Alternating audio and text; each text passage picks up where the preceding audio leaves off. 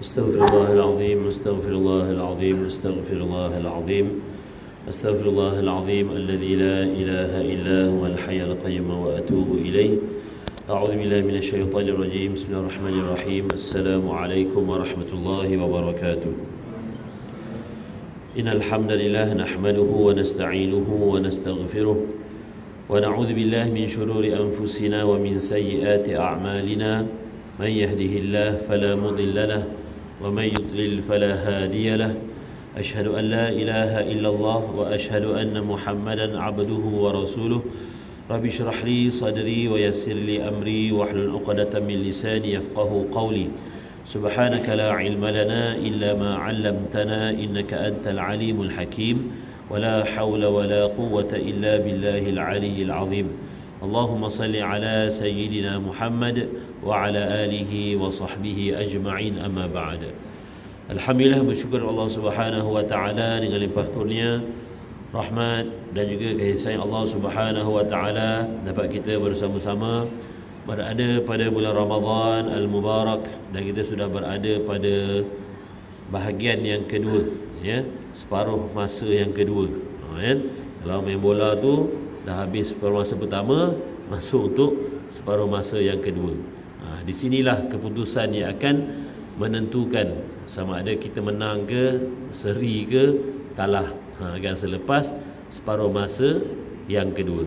Separuh masa pertama tu cuma nak ambil taktikal, strategi dan sebagainya. Penentunya adalah apa yang akan berlaku selepas separuh masa yang kedua, yang dalam tempoh lebih kurang 15 hari ataupun mungkin 14 hari sahaja lagi dalam kita menempuh bulan Ramadan pada 1445 Hijrah, insya-Allah. Baik tuan-tuan, puan-puan, muslimin, muslimat yang dirahmati Allah Subhanahu wa taala. Saya rasa pada peringkat surah An-Nur sendiri sudah ada beberapa siri tazkirah sebelum ini. Jadi apa yang akan saya kongsikan pada malam ini adalah berkaitan dengan perkara dalam kita menjaga lisan ataupun memelihara percakapan kita, ya, dalam kita menempuh puasa yang lebih baik dalam bulan Ramadan al-Mubarak. Mungkin apa yang akan saya sebutkan ini berkaitan dengan hadis-hadis Nabi sallallahu alaihi wasallam dan juga para panduan yang diturunkan oleh para alim ulama adalah benda-benda yang kita rasa biasa kita dengar, dan mungkin kita pun tahu juga perkara-perkara ini, tapi sama-samalah kita mengambil iktibar dan pengajaran yang terbaik untuk kita terus menyucikan hati dan jiwa kita untuk kita berada pada peringkat tazkiyatun nafs. Ya, macam saya kata tadi, kita dah separuh masa yang kedua dalam Ramadan ini. Jadi biarlah kita terus istiqamah dan bersungguh-sungguh dalam menjaga apa sahaja perbuatan baik yang boleh kita lakukan. Baik, tuan-tuan, puan-puan, muslimin, muslimat yang dirahmati Allah Subhanahu wa taala, seperti kita ketahui bahawa bulan Ramadan adalah bulan yang terbaik untuk mendidik diri dengan nilai kesabaran dan kerendahan diri. Kan? Di bulan Ramadan inilah untuk kita berusaha menjadi orang yang lebih baik. Bukan kita niatkan untuk bulan Ramadan sahaja. Ini semua bergantung ataupun berbalik kepada niat kita. Kan tadi selepas solat kita dah niat nawaitu shauma ghadin an ada'i fardhi syahri ramadhan hadhihi sanah lillahi ta'ala. Setiap malam kita ulang nawaitu shauma ghadin, nawaitu shauma ghadin. Itu tak ada masalah, memang wajib berniat. Yang penting adalah dalam pengisian niat itu.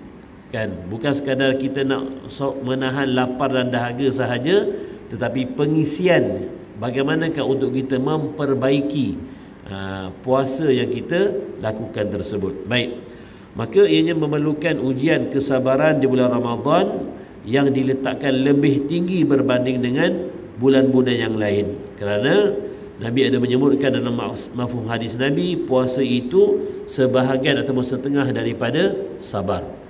Kan? Jadi kalau kita ni nak jadi orang yang sabar, kita cubalah kita berpuasa. Kan, alhamdulillah, ya, kita pun dah bukannya tahun ni kita puasa. Kan, tuan-tuan umur dah 40 tahun, 50 tahun, maksudnya lebih kurang umur begitulah kita berpuasa, tapi bagaimanakah kita berjaya mengawal kesabaran kita? Alhamdulillah, kita tengok makan, kita takkan makan, nampak air kita tak minum dan sebagainya. Baik, maka puasa bukan hanya menahan sabar daripada perkara-perkara berkaitan dengan makan minum, kehendak nafsu dan syahwat, bahkan ianya merupakan dituntut untuk kita menjaga lidah dan tutur kata. Ya, Ramadan adalah bulan terbaik untuk mendidik dan melatih diri kita berbicara sesuatu yang baik dan elok, serta meninggalkan tutur bicara yang dusta dan keji. Nabi SAW bersabda, "Man lam yada' qawla zur wal 'amila biha, falaysa lillahi hajatun fi an yada'a ta'amahu wa syarabahu," atau kama qala sallallahu alaihi wasallam. Barang sesiapa yang tidak meninggalkan perkataan dusta, bahkan senang melakukannya, sedangkan dia berpuasa, maka Allah Subhanahu wa taala tidak memerlukan makan dan minuman yang ditinggalkannya. Maksudnya tuan-tuan, macam kita cakap tadi, setiap malam kita doa, berniat nawaitu shauma ghadin an ada'i fadhi syahri Ramadan hadhihi sanah dia taala, untuk kita meninggalkan makan dan minum. Tapi dari segi tazkiyatun nafs, dari segi pengisian puasa itu juga kita niatkan dalam nawaitu shauma ghadin tadi itu adalah untuk aku tidak menuturkan perkataan-perkataan yang tidak baik, ataupun perkataan-perkataan yang berbentuk dusta, keji, mungkar dan sebagainya. Kenapa? Kalau ada kita melakukan perkara-perkara tersebut, kalau ada kita menuturkan perkara-perkara tersebut, dikirakan Allah tak terima pun apa yang kita tahan dari subuh sampai maghrib, walaupun kita tak makan, walaupun kita tak minum, tapi kita ada melakukan ataupun menuturkan perkataan-perkataan keji, dusta dan sebagainya. Jadi lapar dan dahaga sajalah apa yang kita dapatkan, ya. Maka di sinilah kita perlu bersabar dan mengunci lidahnya daripada melakukan ataupun menyebutkan perkara-perkara yang tidak baik tadi. Baik, tuan-tuan puan-puan muslimin muslimat Allah Subhanahu wa taala, begitu juga Syekh Abu Bakar dalam karya beliau ada menyatakan bahawa wal murad anna kamal as-shaum innama yakunu bisiyamihi bisiyanatihi 'anil laghwi wal kalami radi' la anna as-shaum yubtilu bihima. Maksudnya kesempurnaan puasa seseorang ialah dengan memelihara daripada perbuatan yang melalaikan dan kata-kata yang keji. Sesungguhnya tidak batal puasa seseorang itu dengan sebab perbuatan tersebut. Bukanlah maksudnya kalau kita faham hadis tadi, iaitu kalau kita ada menuturkan perkataan-perkataan tidak baik, menipu dan sebagainya, macam itu baik tak payah puasa. Kita pun terus batalkan puasa kita. Tak, kan? Perkara yang membatalkan puasa secara perbuatannya jelas, iaitu memasukkan sesuatu di dalam rongga, itu memang batal puasa. Tapi kalau kita bercakap perkara-perkara tidak baik, puasa itu tidak batal, tapi dikirakan sia-sia dan tidak beroleh pahala daripadanya. Maka Imam As-Suyuti rahimahullah mensyarahkan perkataan qaul az-zur. Apakah maksud Nabi dan mengatakan qaul az-zur tersebut? Iaitulah berkata bohong dan dusta serta beramal dengannya. Maksudnya mungkin dah menjadi kebiasaan dia menipu. Kadang-kadang menipu ni tuan, bukannya menipu benda-benda yang kita memang kena kita tipu, kan? Ada orang memang dia tipu, kan? Contohnya apa dia menipu? Saya nak bagi contoh, susah sikit lah, kan? Sebab jarang menipu kan? Okay. Baik, apa? Okey. Tapi yang kita paling takut tuan-tuan, dia menipu tu atas nama Nabi SAW. Ini pendustaan yang paling besar sekali. Kan, kalau kita tipu isteri kita, kita tipu anak kita, tipu mak ayah kita, tipu kawan-kawan, itu tipu yang standard lah. Bukanlah maksud standard tu kita membolehkan benda tu buat, kan? Tapi maksudnya dikira dosanya masih bawah lagi berbanding pendustaan kita atas nama Nabi SAW. Kan? Nabi pun dah cakap, man kadhiba alayya muta'ammidan falyatabawwa maq'adahu minan nar. Barang siapa yang menipu secara sengaja atas namaku, falyatabawa, sediakanlah tempatnya di neraka Allah Subhanahu wa taala. Maksudnya Nabi tak cakap pun, Nabi tak buat pun, tapi dia mungkin contoh untuk melariskan perniagaannya, kan, mungkin untuk menarik perhatian orang ramai untuk like, kan, dan sebagainya, menjadikan dia sanggup menggunakan nama Nabi SAW, berdusta atas nama Nabi SAW. Itu adalah dusta yang paling dahsyat sekali, tuan-tuan, ya, yang paling dilarang oleh Nabi SAW. Maka selain daripada itu, Rasulullah SAW telah mengingatkan tentang pentingnya seseorang menjaga mulut dan tingkah lakunya ketika berpuasa. Maka Nabi menyebutkan, laisa siyamu minal akli wasyurbi faqat, innama siyamu minal laghwi warrafath. Puasa bukanlah hanya menahan diri dari makan dan minum, akan tetapi puasa adalah dengan menahan diri daripada perkataan yang melalaikan dan perkataan yang keji. Ya, jadi kita kena jagalah tutur kata kita, berusaha untuk tidak menuturkan perkataan-perkataan yang tidak baik, ataupun apa sahaja yang dikategorikan benda yang tak betul. Apa contohnya, tuan-tuan, adalah perkataan yang tidak bermanfaat, kan? Maksudnya pada zaman sekarang ni kita banyak sibuk dengan hal benda-benda lain. Lain lagi kita yang buka media sosial ni, kan, Facebook, Twitter, Insta, TikTok dan sebagainya. Kadang-kadang benda tu tak ada kena-mengena dengan kita pun, tapi kita sibuk juga nak komen, sibuk juga nak setakat like tu kira okey lagi lah. Kadang-kadang kita menambahkan orang cakap apa, menambahkan perisa. Kan, orang atas tu dah kutuk, oh, kita kutuk lagi, rasa seronok, padahal benda tu tak ada kaitan pun, kan. Sebagai contoh lah, mungkin ada isu-isu yang berkaitan dengan hal rumah tangga orang lain. Rumah tangga tu tak ada kaitan, dia tu bukan anak kita, bukan mak ayah kita, bukan abang kita, bukan kakak kita, bukan pakcik kita, bukan makcik kita, bukan sepupu kita, tak ada kena mengena pun, kan. Tapi kita duk sibuk nak join sekali, kan, mengutuk benda yang kita pun tak pasti kesahihannya. Kan, kadang-kadang kita nampak bahaya media sosial, tuan-tuan, tajuk dia, kan, tajuk tu membakar ataupun menarik perhatian orang untuk ikut serta dalam proses umpatan secara terbuka tersebut. Kan, itu kena jaga. Kan, jadi kita pun je tak tahu asal usul apa benda yang tak ada kaitan dengan kita, betulnya berdapatlah orang cakap apa, dosa, namanya dosa kering. Kan, kita elok dah baca Quran, dah solat, dah tarawih semua, tiba-tiba hanya dengan mengumpat, mengeji dan sebagainya, memutuskan terus kita punya pahala puasa pada hari tersebut, kan. Maka hendaklah kita berhati-hati dalam kita menuturkan perkataan-perkataan yang tidak patut kita ucapkan padanya. Baik, ya. Seterusnya, Syekh Zainuddin Al-Malibari dalam karyanya bahawa seseorang itu wajib memelihara lidah dari sesuatu yang haram kerana ia boleh menghilangkan pahala puasa dan berdosa. Dalam kitab Fathul Mu'in dinyatakan, wa mimma yata'akkada lis-sha'im kaffal lisan an kulli mahramin ككذب وغيبة ومشاتمة لأنه محبط لأجر أو, ya, apa yang perlu ditekankan oleh orang yang berpuasa ialah memelihara lidah dari perkara-perkara yang haram, seperti kata-kata dusta, mengumpat, mencaci, menghina, memaki, kerana ia menghapuskan pahala puasa. Kan, kadang-kadang ada orang puasa, tuan-tuan, dia tak makan tak minum tau, dari subuh sampailah maghrib. Bila dia azan maghrib, dia buka puasa, kan, dengan kurma ke, dengan air ke. Lepas dia buka tu, dia relax je, relax, dia makan minum relax sampai azan isyak. Lepas azan isyak, tuan-tuan, relax lagi, dia ambil wuduk, dia pergi masjid, pergi surau.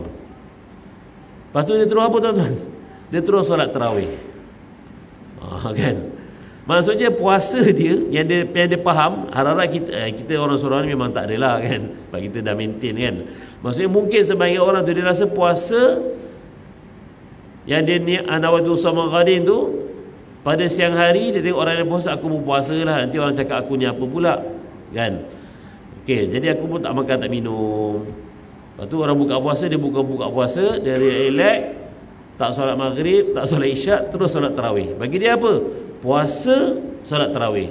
Solat tarawih, puasa. Dia tertinggal gap yang puasa apa? Solat subuh, zuhur, asar, maghrib, isyak. Sebenarnya tuan-tuan, kalaulah orang tu tak datang solat tarawih pun, tapi dia solat 5 fardu, okey je sebenarnya. Kan, cuma dia kuranglah mendapat fadilat tarawih tu. Fadilat apa? Kelebihan bulan Ramadan tu. Berbanding dengan orang yang datang tarawih je, tak solat subuh, zuhur, asar, maghrib, isyak. Kan? Sama juga perbuatan kita, amalan kita yang terbaik dalam bulan Ramadan, sama ada kita solat 8, kita solat 20, alhamdulillah orang akan maintain selepas solat tarawih tu, lepas solat isyak, solat ba'diyah, kemudian tarawih, selagi mana dia belum solat witir, dia tak akan keluar dari pintu surau ni. Kan? Jadi mindset dia, lepas tarawih mesti witir. Kan? Tetapi sebenarnya solat witir ni adalah solat yang sangat digalakkan kita lakukan. Kira-kira hukum sunnah muakkad, sunnah muakkad yang sangat dituntut bukan hanya pada bulan Ramadan, tetapi adalah pada malam-malam yang lain juga selepas Ramadan nanti.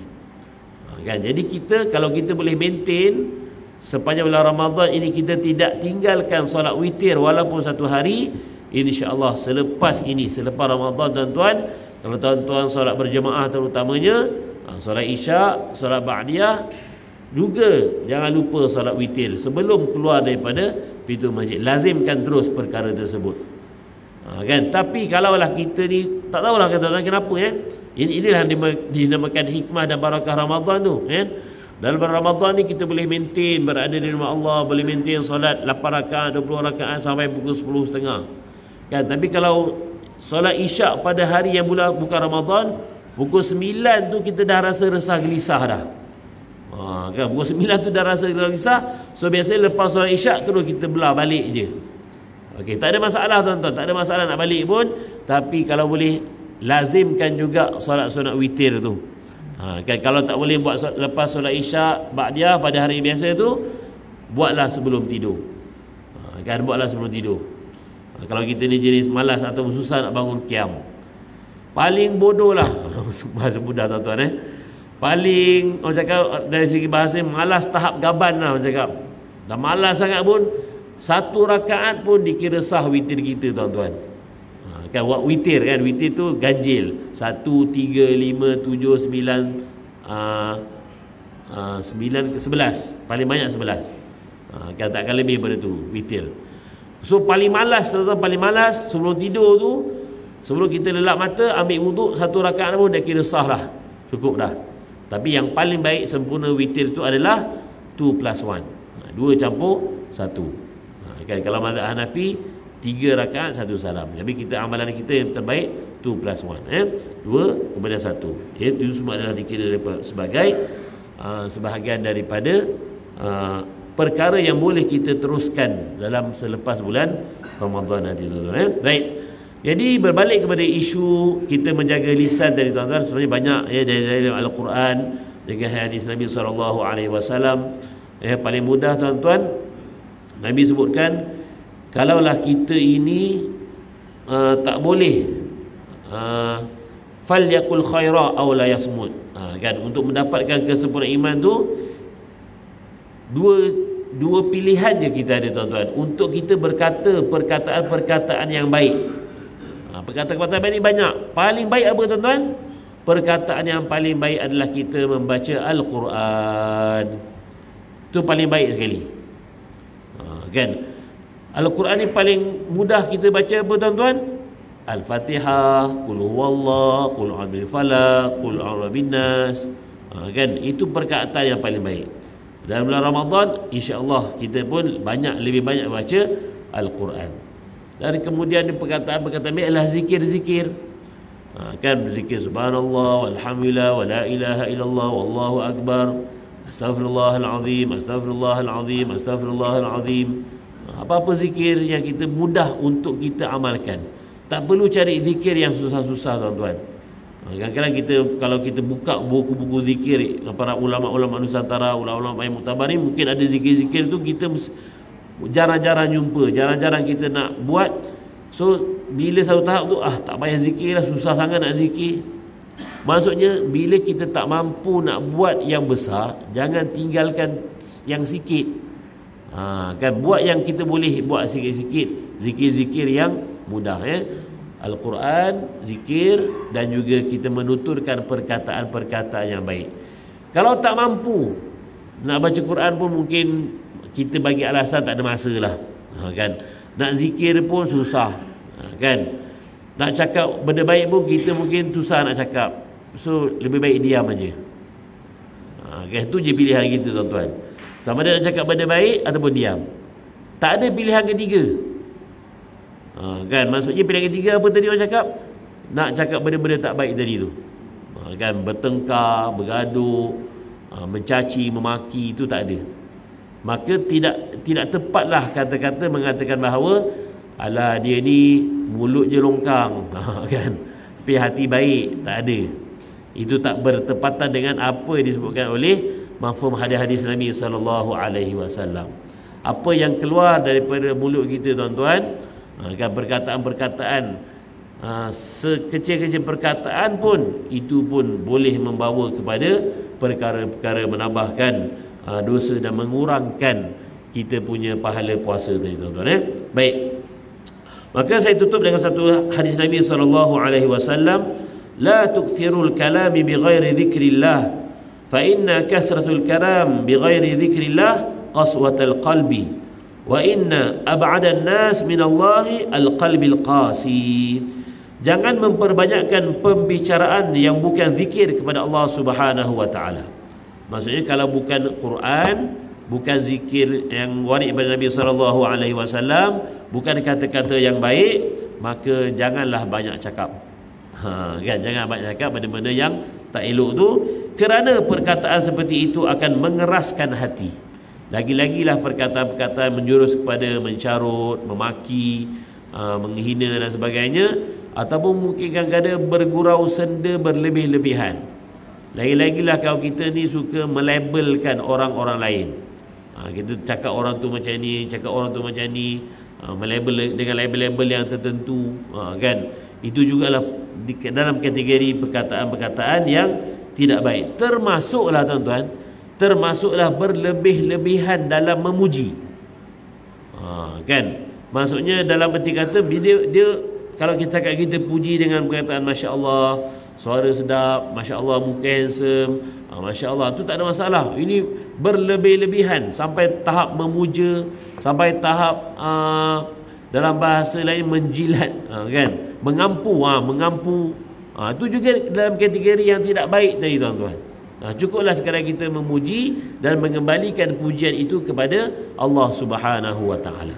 Kan, Allah beri kelebihan kepada sebahagian hamba Allah ni untuk dimanfaatkan kelebihan itu kepada orang lain, dan kita yang ada kekurangan ini belajar untuk memperbaiki diri kita dari masa ke semasa, kerana perkataan-perkataan tidak baik tadi itu boleh mengeraskan hati. Bila hati dah keras, tuan-tuan, akan menjadi orang yang paling jauh daripada Allah Subhanahu wa taala.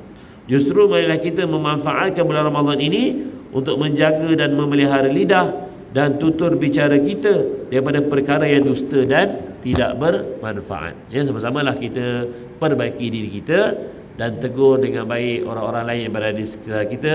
Mungkin isteri kita, suami kita, anak-anak kita, ibu bapa kita, adik-beradik kita, jalan tangga dan sebagainya, untuk berkongsi perkara-perkara kebaikan, dan biarlah kita ni menjadi ejen kebaikan, tuan-tuan. Kan? Maksudnya orang tengok muka kita ni, atau kita berada di sesuatu tempat tu, orang akan ingat nampak je muka kita, ingat nak buat benda baik. Kan? Alhamdulillah, sekurang-kurangnya kita tak cakap pun, dengan kita senyum je, orang dah faham, orang dah suka nak buat benda baik. Berbanding dengan kehadiran kita, kewujudan kita, kita datang ke suatu tempat menyebabkan orang lagi suka nak buat jahat. Itu namanya ejen kejahatan. Kan sebagai contoh kan, tak nak buka puasa ataupun tak more, orang suka kita datang. Sebab apa suka kita datang? Sebab kita ni suka bagi rokok free kat member. Kan? Jadi itu adalah ejen-ejen tidak baik lah. Kan? Tapi kalau kita datang tu tuan-tuan, orang lari. Sebab apa orang lari? Sebab alhamdulillah dia ni datang je mesti nak tazkirah. Dia ni datang je mesti nak nilai, nak tegur. Itu maksudnya orang tak suka kita sebab kita nak buat benda baik.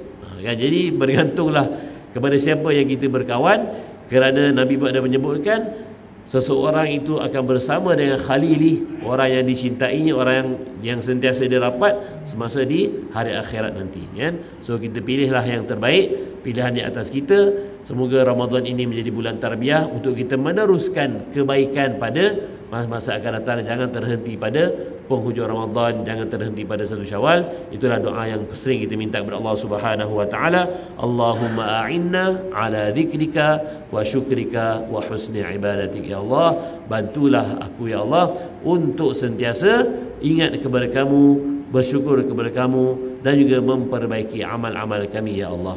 Dan juga doa yang juga kita boleh sentiasa baca, ya muqallibal qulub tsabbit qalbi ala dinika wa ala taati. Wahai Tuhan yang membolak-balikkan hati manusia, tetapkanlah hati kami, pendirian kami, untuk kami sentiasa berada dalam perkara ketaatan kepada kamu dan juga berada dalam agama kamu yang benar, wahai Allah. Kan? Maka saya mohon ampun dan maaf atas terkasar kata. Semoga Allah mengampunkan dosa-dosa kita dan terus memberikan kita kekuatan untuk istiqamah sehingga ke penghujung Ramadan, dan mengambil apa sahaja kebaikan yang ada padanya, dan meninggalkan perkara-perkara yang tidak baik, dan diampunkan dosa-dosa kita oleh Allah Subhanahu wa taala. Aqulu qawli hadza wa astaghfirullahal azim li wa lakum. Assalamualaikum warahmatullahi wabarakatuh. كفارة المجلس. سبحانك اللهم وبحمدك أشهد أن لا إله إلا أنت أستغفرك وأتوب إليك.